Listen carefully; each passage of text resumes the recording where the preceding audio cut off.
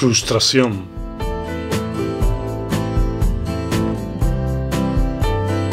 Recientemente he leído un libro que en su dedicatoria dice: a la niña que fui, sentí mucho sin entender nada. Inmediatamente me identifiqué con la frase.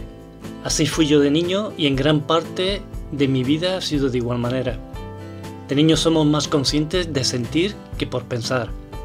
Sentíamos intensamente y no sabíamos ponerle palabras y el porqué. Era un gran problema, no saber qué nos pasaba aunque fuera intenso y abrumador. Nacimos sintiendo y no pensando. Los bebés no piensan pero viven emociones, las aprenden. Notan y sienten qué se les permite encajar y qué no. Aprenden poco a poco qué es aceptado y qué no lo es en la familia. Aprenden qué emociones podían exteriorizar y cuáles eran mal vistas y eran reprimidas en casa, en el colegio y en cualquier parte. De esa forma van construyendo patrones erróneos con patrones correctos. El Nuevo Testamento nos enseña que hemos nacido de nuevo y que somos nuevas criaturas. De modo que si alguno está en Cristo, nueva criatura es. Las cosas viejas pasaron, y aquí todas son hechas nuevas. Es completamente normal que un niño sea analfabeto emocional, que no entienda sus emociones, pero al ir creciendo debería aprender a comprenderse, a comprenderlas. De igual manera, como cristiano podemos nacer de nuevo espiritualmente, pero necesitamos crecer y comprender todo lo que envuelve al mundo espiritual. Hoy estaremos viendo cómo la Biblia nos muestra la realidad de creyentes frustrados y cómo gestionaron la emoción desagradable que produce la frustración. Primeramente vamos a ver cómo define el diccionario la palabra frustración, según la Real Academia Española de la Lengua. Del latín frustatio, onis, engaño, subterfugio, decepción, desencanto. Acción y efecto de frustrar. Palabras sinónimas: fracaso, malogro, hundimiento, revés. Y palabras antónimas: triunfo y logro. Segundo, sentimiento de insatisfacción o fracaso. Sinónimos: decepción, desilusión, desengaño, desencanto, chasco, fiasco. Frustrar. Del latín frustrare, engañar, hacer inútil, eludir. 1. Privar a alguien de lo que esperaba. Sinónimos: desilusionar, decepcionar, defraudar, desengañar, desencantar. 2. Dejar sin efecto, malograr un intento. Sinónimos: impedir, evitar, reprimir, anular, interrumpir, abortar, truncar, malograr, estropear, destruir, arruinar, hundir, desgraciar, fracasar, malograrse. Veamos un ejemplo de la frustración en la vida del rey David a través del Salmo 13, que enfrenta la realidad del sufrimiento y de la aparente ausencia de Dios en su vida. En los dos primeros versículos va a repetir 4 veces la pregunta ¿hasta cuándo? El rey David se siente olvidado, abandonado no solamente por los hombres, sino por Dios. Vamos a ver que lo mejor y más saludable que puede hacer es reconocer sus sentimientos. Los habla, se los dice a Dios. No se esconde bajo un manto de falsa espiritualidad. ¿Hasta cuándo, Jehová, me olvidarás para siempre? ¿Hasta cuándo esconderás tu rostro de mí? ¿Hasta cuánto pondré consejos en mi alma con tristezas en mi corazón cada día? ¿Hasta cuándo será enaltecido mi enemigo sobre mí? Mira, respóndeme, oh Jehová Dios mío, alumbra mis ojos para que no duerma de muerte, para que no diga mi enemigo, lo vencí. Mis enemigos se alegrarían si yo resbalara. En los dos últimos versículos vemos que después de desahogarse se vuelve a alinear con Dios y declarar su fe en Él. Veremos que en su gestión del sentimiento de fracaso pone su enfoque en todas las cosas buenas que Dios ha hecho en su vida. Leamos estos versículos. Mas yo en tu misericordia he confiado, mi corazón se alegrará en tu salvación. Cantaré a Jehová porque me ha hecho bien. Este salmo nos ha enseñado sobre el peligro de la frustración, ya que nos puede robar la fe por la decepción que produce, pero también nos ha enseñado varias cosas sobre la gestión saludable de la desagradable emoción que produce la frustración.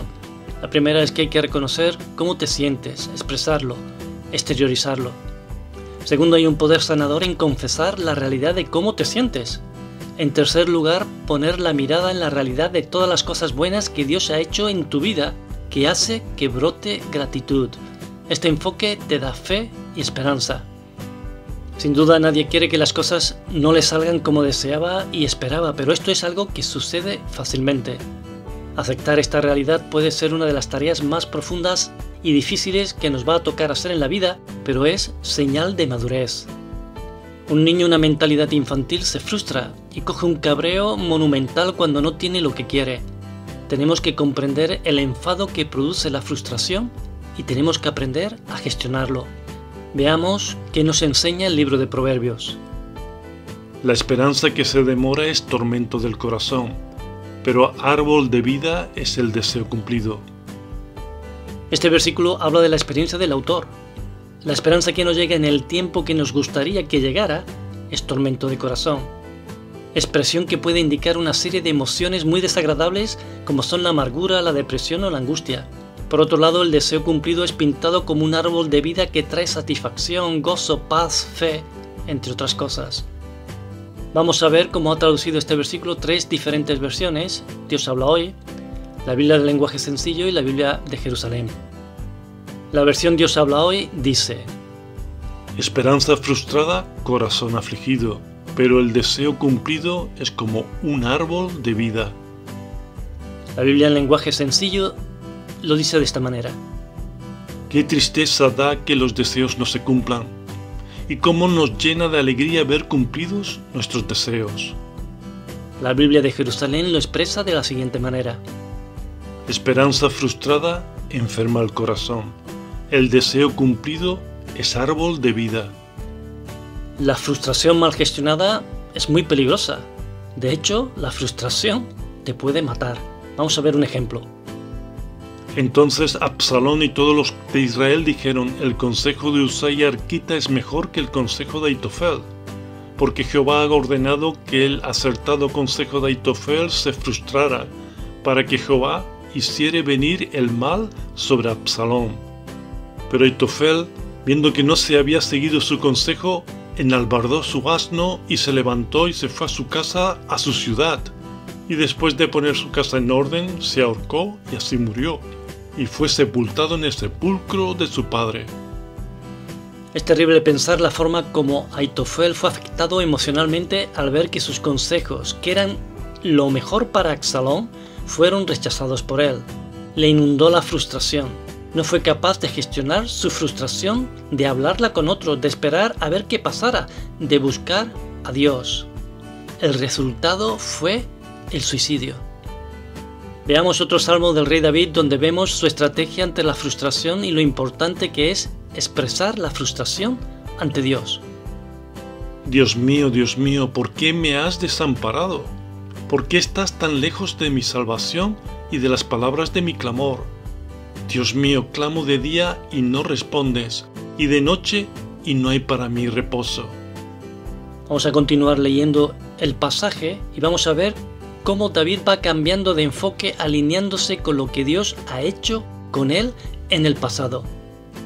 Pero tú eres santo, tú que habitas entre las alabanzas de Israel. En ti esperaron nuestros padres, esperaron y tú los libraste.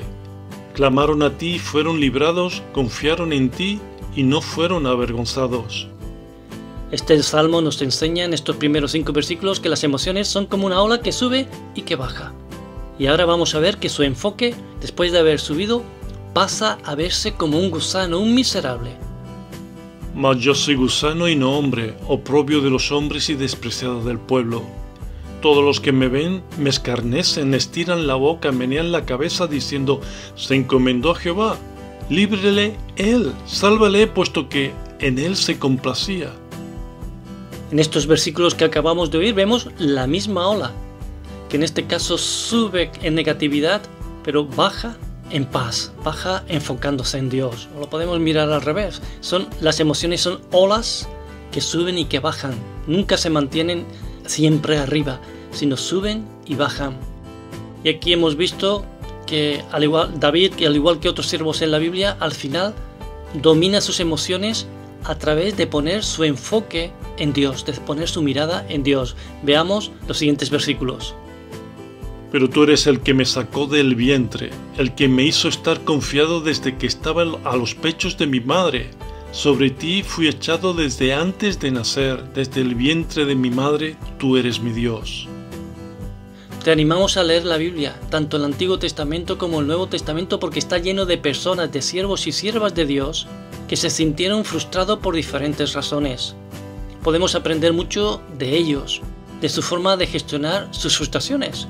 Vemos que todos tenían en común básicamente estas estrategias básicas: reconocer y exteriorizar sus emociones, expresar cómo se sentían exactamente, hablarlo es muy importante, hablarlo a Dios, desahogarse con Él, y también ponían su mirada en todas las cosas buenas que Dios había hecho en sus vidas, que hacía que lo que empezaba con una frustración terminara con gratitud. Hoy día podemos hacer lo mismo y debemos imitar el ejemplo bíblico, el ejemplo de David, el ejemplo de muchos personajes bíblicos. Y sobre todo, mirando el Nuevo Testamento, podemos enfocarnos y echar. Qué importante es hablar, desahogarnos con Dios, decirle cómo nos sentimos, que nos sentimos frustrados, echar todas las ansiedades sobre Él. Y sobre todas las cosas, poner nuestros ojos sobre el autor y consumador de la fe, en Jesucristo, el cual en la cruz del Calvario sabía que no somos perfectos, que nos frustramos, que cogemos rabietas, pero que nos abraza con un amor eterno, que nos abrazó dando su vida por nosotros para que tuviéramos una vida, y una vida de calidad, una vida abundante. En Dios hay perdón, en Dios hay misericordia. Háblale, desahógate delante de su presencia, muestra tus frustraciones y enfócate. Porque yo te desafío a mirar, enfócate en todas las cosas buenas que Él ha hecho contigo. Y vas a decirle: ¿por qué te abates, oh alma mía, y te turbas dentro de mí? Porque Él ha hecho cosas buenas y hará cosas buenas contigo. Desde Promesas de Dios te queremos animar a leer la Biblia, a buscar de Dios, a buscar tener una relación personal con Jesucristo. Que Dios te bendiga grandemente.